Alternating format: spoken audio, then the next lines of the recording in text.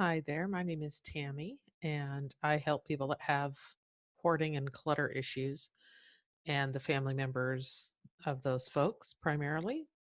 And today I want to talk a little bit about chunking of time. I know people talk about 15 minutes or setting a timer for 15 minutes, which I um, do that myself, and it's a way to get started on a project and break it into smaller bits of time, and then that is not as overwhelming that way. Also, though, I find that I need to do chunks of about 2 hours. So I can do writing and office things I need to do. And I can do that for a couple of hours before I really feel like I need to get up and move around and do something else.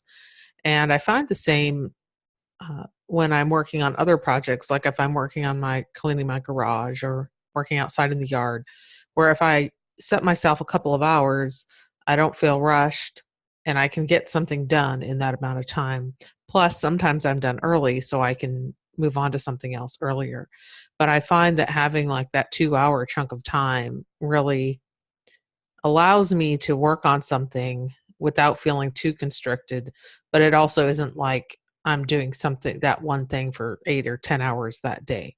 So that's just my thoughts on the chunking idea and finding a time frame that works for you, that allows you to feel and be productive, but also allows you to move on to do something else. And so sometimes I'll do 2 hours with my business and my work that I'm doing, then I'll switch and go do a couple hours of personal things um, that allow me to do something else.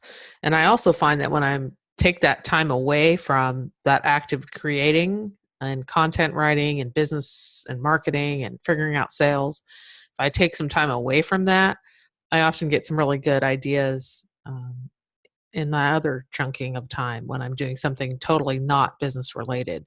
And I think sometimes as we're trying to grow a business, we really focus on that and we forget that our brain needs a break. And sometimes that's where our best new ideas or thoughts can come from, is when we get away from the norm that we're typically in.